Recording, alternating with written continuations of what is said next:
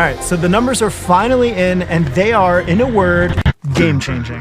Whoa. Okay, so that's 2 words, but this is a big deal. In light of the most normal political week of all time, Team Kennedy would like to pile it on today with some incredibly staggering polling data.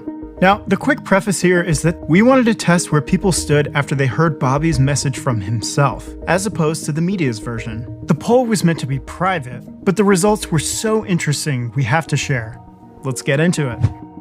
Zogby Strategies just released a poll with over 1,300 respondents, and a margin of error of just 2.8%, so very solid data. In a head-to-head matchup between President Trump and President Biden, it's essentially 50-50, so no surprise there. In a head-to-head matchup between Vice President Harris and President Trump, it's, again, pretty close to 50-50, with Harris doing a few points worse than Biden, so again, no surprise there. But in the head-to-head matchup between President Donald J. Trump and Robert F. Kennedy Jr., Kennedy wins by a whopping 14 points, 57-43. This would be a landslide victory for our first independent president since George Washington.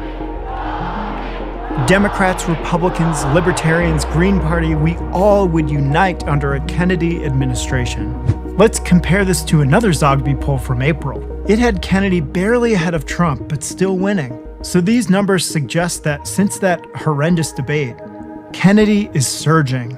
So why isn't the media covering this? Why are they still saying that this is a race between 2 people? To answer that properly, we have to go all the way back to 1992. Can you explain what internet is? It's called the Backstreet Boys. I still believe in a place called hope. It was Democrat Bill Clinton, Republican George Bush, and Independent Ross Perot. And we all know what happened. That's it. Game, set, match, it's over. Bill Clinton won 43% of the popular vote, while Bush won 37.5%, and Perot garnered 18.9%. But here's something that very few people know. An exit polling firm called Voter Research and Surveys conducted exit polls in 1992, and this is crazy. They revealed that upwards of 40% of the electorate would have voted for Ross Perot if they believed he had a chance to win. If people had voted their conscience in the 1992 election, Clinton's numbers would have gone from 43 to 31, Bush from 38 to 27, and Ross Perot would have been the president. So pre-election polling dramatically underestimated the appeal of Perot's candidacy. But the media in 1992 continued to push this spoiler/wasted vote narrative. Third-party outsider. The near impossible. It's out of his grasp. But at this point, most agree Perot needs a miracle. We will landslide this thing if the people vote their conscience.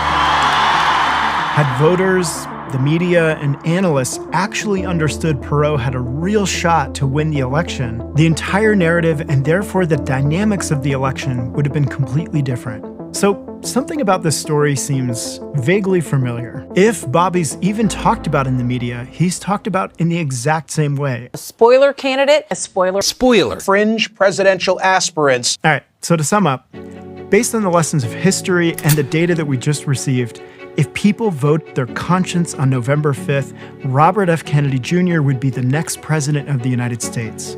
But what these lessons teach us also is that we have to believe he can win. We are steeped in a media-induced Stockholm syndrome. We feel beholden to our captors because we're convinced they're the only options we have. So each side spends hours and hours rationalizing the behavior of their person who we all know in our guts does not deserve to be president. We have the opportunity to do something that would completely change our country forever. But we need you now more than ever. We can continue to build momentum toward the first independent president, leading the first true unity government that this country has ever seen. Thank you so much, and God bless you.